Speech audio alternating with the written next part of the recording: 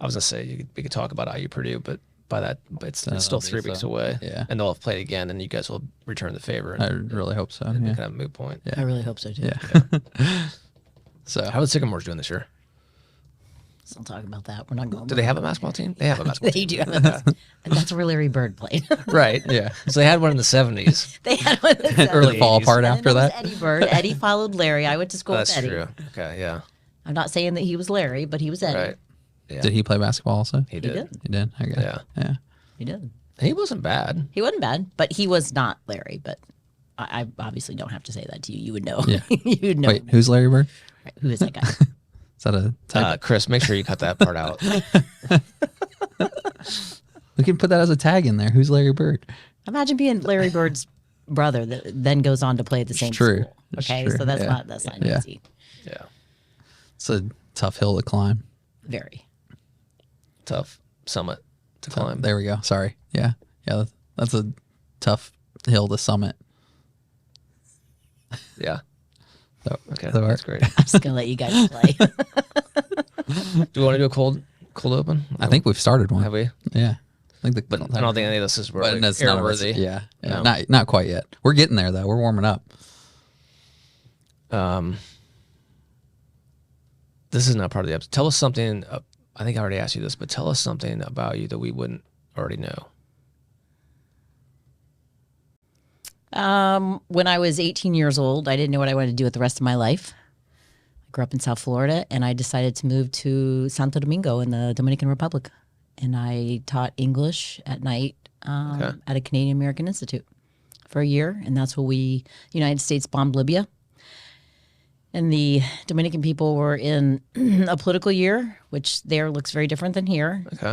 And so there were a lot of police officers walking around with machine guns.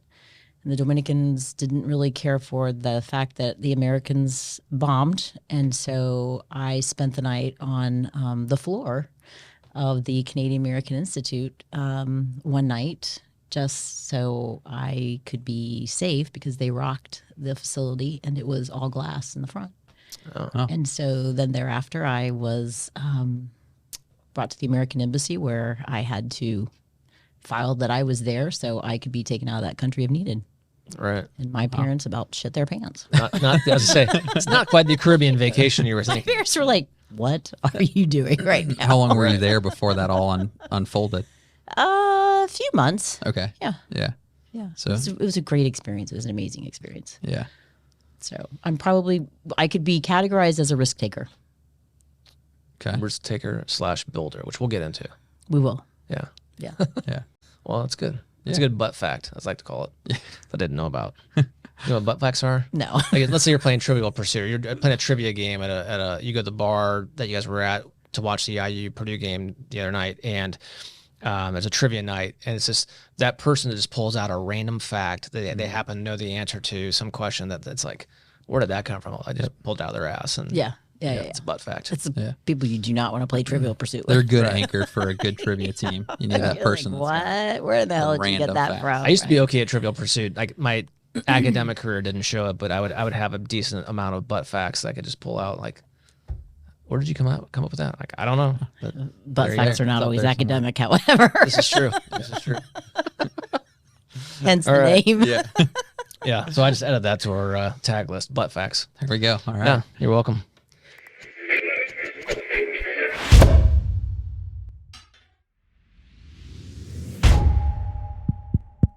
Is this thing on?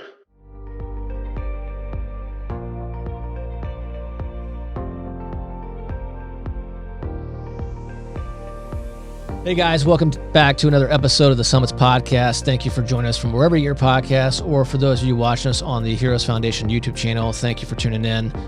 Please hit that subscribe button if you haven't done so. More than 80% of you guys out there watching our episodes have not subscribed, so please get on it. It's absolutely free. We'd appreciate it. Today, very special moment for us as we expand the team at the Heroes Foundation. Miss Annie Martinez joins us. Annie is the new executive director of the Heroes Foundation. So Annie, welcome to the Summits Podcast. Thanks. You're welcome. Glad to be here. Why don't you give us a little intro on yourself? Given name Andra Martinez, And I am originally from Indianapolis. I grew up in Coral Springs, Florida. And I came back to Indiana to go to college. Went to ISU. After graduating, worked for a large not-for-profit in Tippecanoe County, and then ended up going to work for Purdue University. Worked in the School of Science, Computer Sciences, and then for the Center for Education and Research in Information Assurance and Security. That's a mouthful. So, yeah, Daniel, that's your kind of your area, the computer. I know a little area, bit but about yeah, that. just a little bit. Not a ton, but Really, in a time when nobody was talking about security, everybody wanted to be able to buy everything over the internet, but they were like, safe, security, what does that mean? You know, so we've certainly evolved since then. So yeah. So what took you to Florida from Indy and then back? Mom moved. Okay. Yeah, Mom moved out of state, and then I came back to go to college. Mom moves out of state to Florida and says, no, really go back to the Midwest to go to college. I said, what? Yeah, that was my next question: is why not just go somewhere in Florida, Right? versus coming back? That was really my question too. Yeah. To my mother. Yeah. And so remember, You really missed the Indiana winters. I did not miss the winter winters. In fact, my freshman year, I was really depressed because it was so gray and I really wasn't used to it. And I remember calling my mom going, why? Like, why did you do this to me? But you know what? All of that fades away and you drop into college life and, you know, you establish a life for yourself and the rest is history. So why Indiana State? What stood out about I was really going to Purdue. I was enrolled at Purdue and I changed at the last minute. I knew somebody that was going to ISU. I went with them to visit the campus and I thought, you know, I'm going to be a journalism major. I'm going to walk over across campus and kind of check out their facility in the School of Journalism. And I happened to meet a faculty member who walked me through and just showed me a lot of attention and said, you know, did you think about coming to ISU? And I go, no, but I went home and I said, I want to go to ISU. And my father said, you want to what? So it was just kind of, it was serendipitous. I would call that serendipitous. Yeah. But as it turned out, it worked out great. I mean, I got great education, loved the campus, loved my experience. But I am a Boilermaker fan. Full disclosure here. It's good to know. It's good to know. Good to have today. Yeah. You're in good company, Dean. Hey, whatever. It's okay. Cancer doesn't discriminate. It's all good. Indeed. So journalism major at ISU, right? Mm-hmm. Then what was your first job out of school? I was the director of communications at a not-for-profit that was supported people with disabilities. Okay. Was that in Indianapolis or was that in? It was in Lafayette. Oh, okay. Tippecanoe County, yeah. So you got out of Indiana State, still Went made your way to straight to Lafayette. Purdue. Yeah. Yeah. Good call. Not exactly. Not exactly. I know. That's interesting. I worked for a CEO who came to me one day and said, let's start a development program. Now, remember, I'm trained in communications. And I said, what are we going to develop? Right. And I really meant that sincerely. Yeah. He said, you are going to enroll at the IU School of Philanthropy. And you're going to learn exactly what that is. And so the rest was kind of history. I fell in love with it. I knew that I had found my niche. With IU or the development part? The development part. Okay. Not with the IU part. That's not a love that's ever been, if you're asking me that. It's okay. Although we do have a kiddo that went there. So my husband always says, no, you got to vote for IU. You got to root for IU because that's where our dollars went. I said, no. That's not how this works. I agree. So you did a stint at the School of Philanthropy. I guess what you said you were working on development there. So I took classes Okay. to figure out, what was this development, to establish a development program? What was the basic foundations of, establishing a development program? Right. And so we did just that. And then that put me on the radar of the United Way in Tippecanoe County. I became the loan exec. And then that kind of led to a career at Purdue. It's interesting. When you live in Lafayette, mm-hmm. in a lot of people's mind, when you get a job at Purdue, you've made it. Okay. All right. Now, remember, I'm trained in journalism or communications, and I'm just really starting to get into fundraising. So I don't really know what that means. But once when I became engulfed in the college community, that's really where I learned to be a fundraiser, in all fairness, because nobody raises more money than colleges and universities. They just don't. I mean, outside of natural disaster, they just don't. And, there's a lot of good reasons for that, but it was a great place to learn really what it meant to be a fundraiser, all of the different aspects of it. So grateful. Traveled a lot. I was in computer sciences in the mid 90s. I mean, people were making money hand over fist in tech stocks, or they were losing money hand over fist in tech stocks. Depends on your timing. Yeah, it depends on your timing. But it was a great time to be in computer sciences. The computer science department at Purdue University is the first one in the United States. A lot of people don't know that. Okay. And so it evolved out of the School of Sciences and out of math because computing is ones and zeros, right? And so with that said, they had never called on any of their alumni.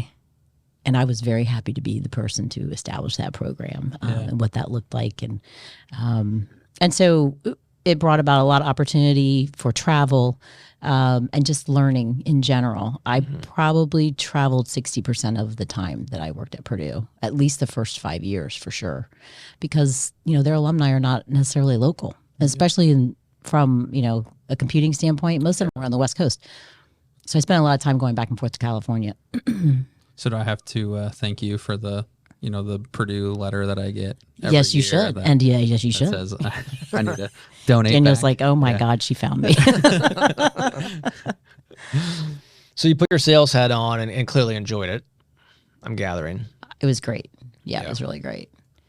Learned a lot, was surrounded by a lot of smart people, some crazy things. Yeah. I don't know if you remember the professor that killed his wife.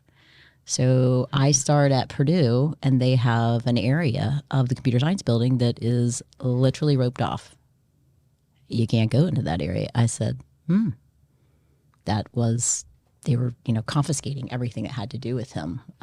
He had married a graduate student. They were married, had 2 kids. Long story short, point blank, he took her life after a faculty party. Wow. Oh, wow. Yeah, and I thought to myself, I'm not sure how I feel about this. Yeah. Yeah. Okay. A lot of great experiences, though. Rose Bowl. I was there when Purdue went to the Rose Bowl. Yeah. That was super fun. And I could go on and on, but we don't have to talk about Purdue unless you really want to, Vince. No, hey, whatever you want to talk about, that's great. I mean, Rose Bowl's fun. Rose Bowl is I'd like super to go fun. some year. I don't care who's playing. Yeah, most likely won't be my alma mater, but you never know. So after Purdue, then what? Let's see. So I left Indiana, moved to Philadelphia for 3 years. I was still employed by Purdue, and then 9/11 happened, and I had a 9-year-old who really wasn't crazy about mom traveling anymore because based on what was going on in the country. So I took a professional sabbatical. This is a recurring. We'll get to this, but this is a recurring thing in my life. And so then I moved back down to South Florida, and I went to work for Florida Atlantic University, and that was in a regional director position. And so I oversaw development in what was called the Treasure Coast campus. It was just north of the Boca, the main campus. Yeah. And started a program there that there had never been an alumni outreach or any kind of development fundraising on that campus. And so that was super fun. That is a very different model in Florida. Education in Florida, the model it's not the traditional model that it is in Indiana for the most part. It's non-traditional. And for example, 78% of the alumni from FAU still live in Florida. Okay. So they stay there. Interesting. Which is really interesting. Yeah. So when I saw that stat, I was like, wow, that's okay. So I'm obviously not going to be chasing airplanes anymore. Right. Because everybody's local. The other thing is I had a huge lifelong learning program. Okay. Which was, Vince, you'll be able to identify with this because you have parents that have a home in Florida.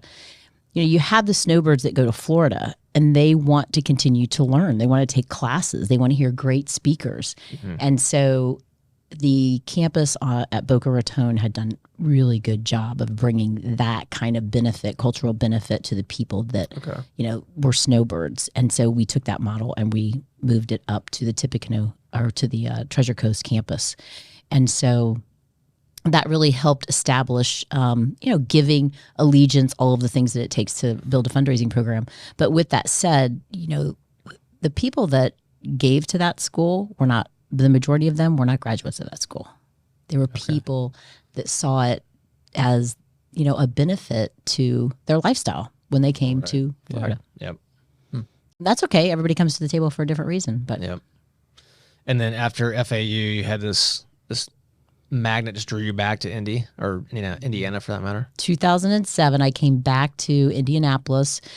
I had met my current husband. I'd come back here for a birthday party. Long story short, I met my husband. We dated about a year and a half. He would fly to Florida every other weekend when he didn't have his children. And so, long story short, when we decided to get married, it didn't make sense to, have him move to Florida. I just moved back to Indianapolis. It was a known commodity to me. My family was here. His kids were here, so on and so forth. So it was not a climate-based decision.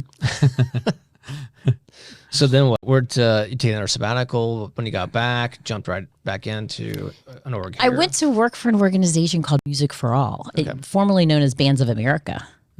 So if you know any marching band people, so there's a lot of schools in Indiana that take part because there's a lot of good marching programs in Indiana. But with that said, so I went there. They were trying to incorporate a philanthropic model on what was at that time just a revenue generated model. Okay. And so I was hired to help them do that. Okay. So I was there for a couple of years. And after that, I went out on my own.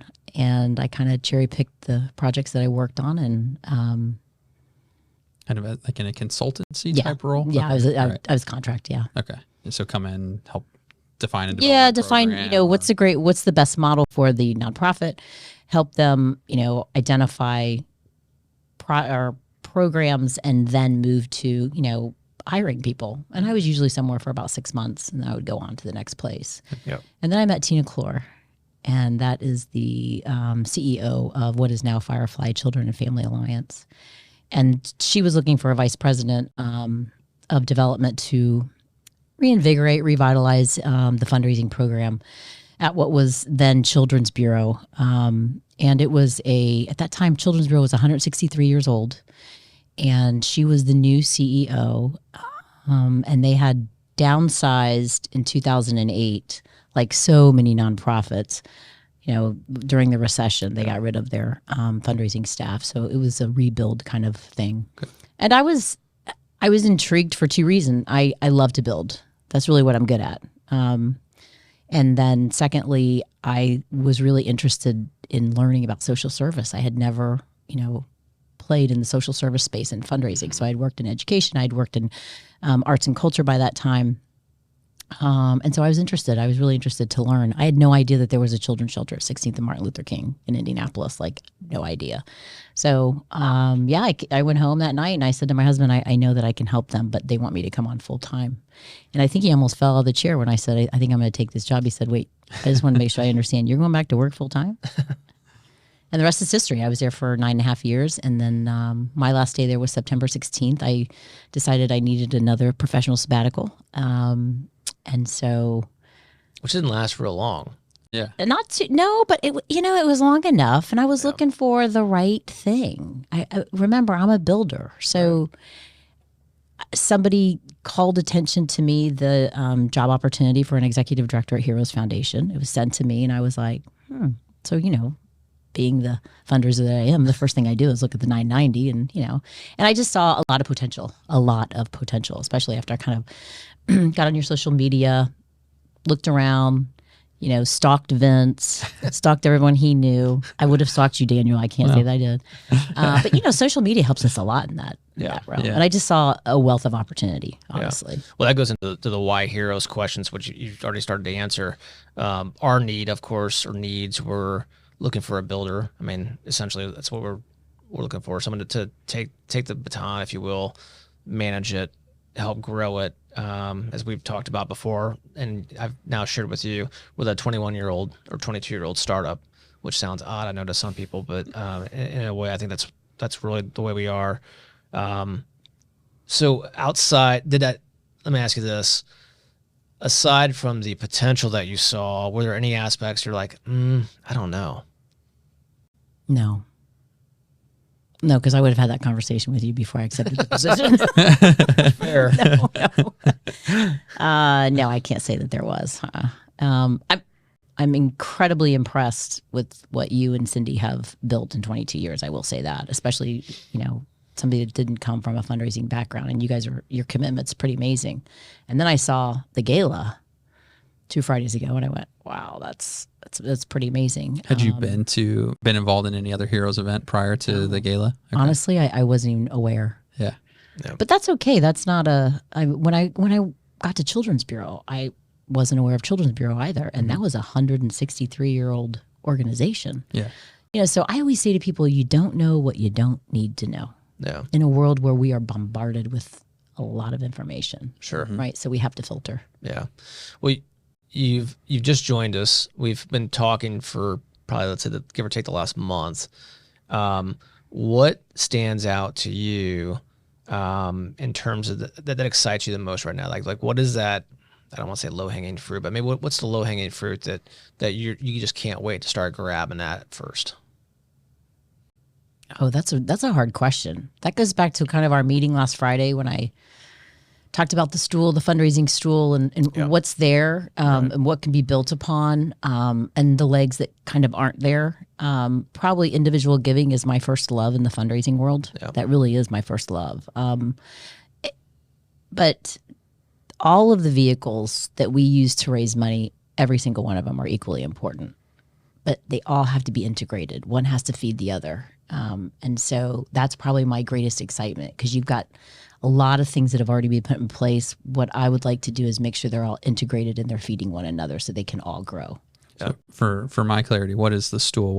I assume that means there's 4 pillars to. Think of a stool. Yep. All right. So you've got your annual fund, and special events would fit in there. Special events is a vehicle to raise money, right? You've got major gifts. Those are people that say, you know what, this is important to me for whatever reason. Everybody comes to the table for a different reason, and that's okay. And I would like to make a lasting gift. A lasting gift is defined very differently depending on where you're at.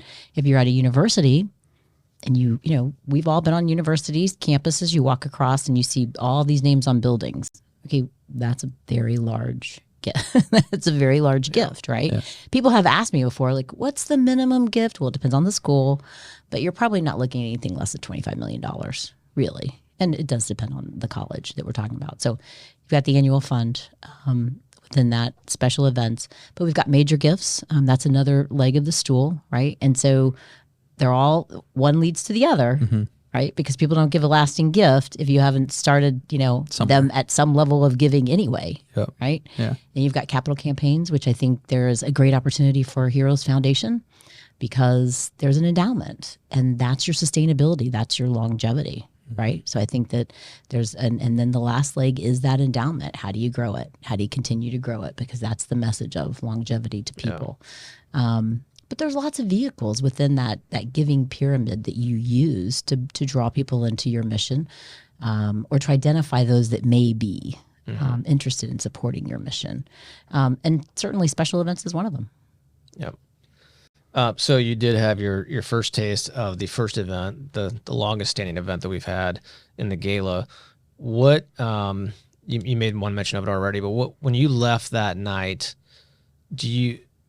what feeling did you leave with, I guess I should say? Excitement. Yeah. Excitement, because I think you could feel it in the room.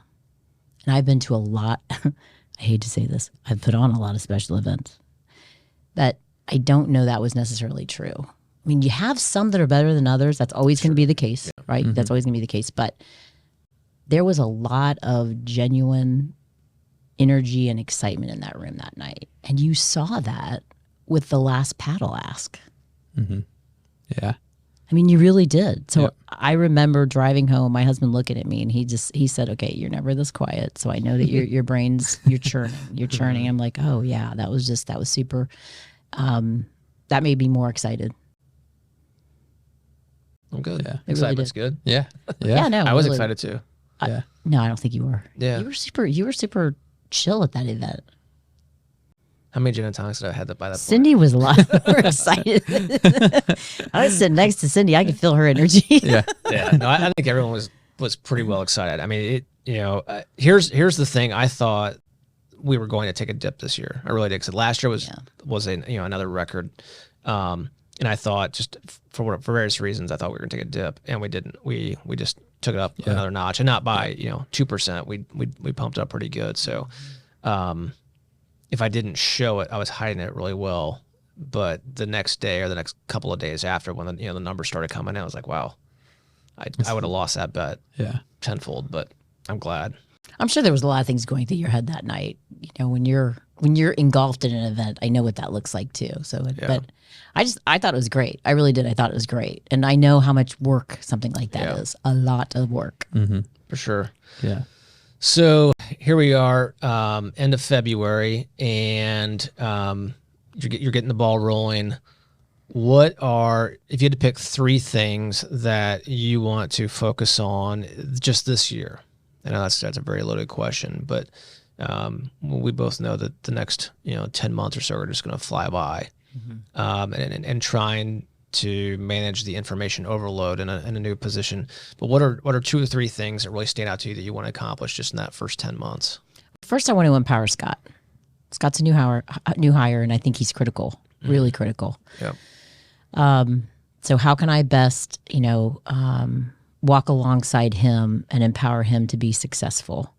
I think first and foremost, that's really important. And then I think secondly, probably individual giving. People go to special events and support missions for a reason. And so the work thereafter from a cultivation stewardship standpoint has to happen after those events. And that's really, really critical. Even if it's thank you. Sure. Which is super important. Yep. Thank you is important. People like to hear thank you. And I think that you've done a great job with reaching out to people. What is your cancer story? I think that, I hate to say this, but there's so many other cancer stories. I mean, every single one of us are touched by it. Yeah, for sure. Yeah. That's a good segue, by the way. It is. Yeah. So, Annie, what is your cancer story?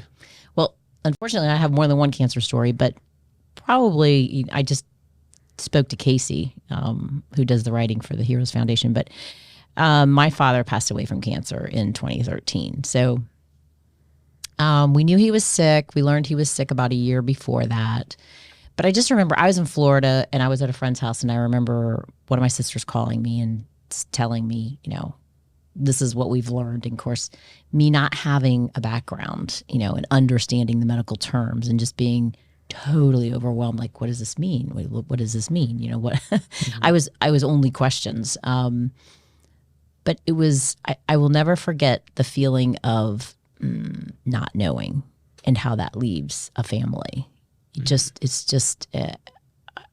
It's heartbreaking. I mean, it just is heartbreaking. And so, and he lost his battle. He passed away literally 3 days before Children's Bureau's biggest special event. Oh. So I joined in May at Children's Bureau, and in September, my father passed away. And that weekend, I said to my husband, I know Dad's going to pass away this weekend, right before that special event. And in fact, he did. And, my boss at that time, she was wonderful. She was like, you need to take some time. I said, you know what? I never remember my dad calling in sick. I never remember the guy calling in sick to work. And I thought, what would Dad expect me to do? And I dressed up and I went to that event and I watched and I listened and I learned, because that's what he would have expected me to do. And then I probably went home and broke down, but I still did what I thought he would have wanted me to do. Yeah. And so, and a lot of people didn't understand that. A lot of people were like, what are you doing here? But that's how I dealt with it. Mm-hmm. Yeah. You, like so many other guests or so many other people in general, have a variety of cancer stories, because it impacts all of us in not just one way, but multiple. We talked about this, I think, in the interview process. Aside from your father, we've all had a variety of friends who have been impacted, if we haven't personally been impacted. To you, what is, we talked about having a passion for the cause itself. It's not just a job. I mean, in this realm, at least in my opinion, you got to have a passion for what the cause is. Would you say your dad is that passionate drive, or is it a collection of cancer stories that is really driving the passion to do something here? I think it's definitely a collection of cancer stories. Yeah. And I think as we get older, unfortunately, the stories just grow, right? Right. Because we enter different stages of our life. And I know that, cancer isn't age specific. But with that said, and I've known people that, I know a lot of survivors, thank God that I do. I know a lot of survivors, and everybody doesn't lose their battle, which is great. But it is one of those things that it doesn't matter what color you are, what your education level is. It does none of those things affect it. It's just, it can devastate one's life. And I remember dropping my dad and my stepmom off at chemo and watching the people that went in there, some of whom were always alone. Oh, yeah. They were always alone. And I always thought to myself, why are they alone? Maybe they wanted to be alone. I don't know. Right. But that it always left a hole in my heart. So I don't think anyone should have to go through it alone. Yeah, agreed. Yeah. Well said. Well, I'm very happy that you're here. I'm excited about what we've discussed over the last 30 plus days. I'm excited to bring in your experience to an organization that's still in startup mode, regardless of how many years we've been in business, to help us build it and take it to the next level. It's what's needed for sure. So thank you for choosing Heroes. I'm excited. I'm glad to be here. Awesome. Well, we're happy to have you. Any parting comments, parting thoughts? Go Boilers. Yeah, I think that's a good one. Yeah, that's pretty good. Yeah. Yeah, that's great. Okay. Well, thanks for that. And thank all of you guys for tuning into this episode of the Summits Podcast. We appreciate you guys tuning in from wherever you get your podcasts. If you want to welcome Annie to the team, throw something in the comments below. Any questions for her, or how about throw out some throw out the gauntlet here. Throw out some goals or some things you guys would like to see us achieve, and we'll evaluate those and see where those fit into the strategic plan. But again, we thank you guys for tuning in, and don't forget, beat cancer.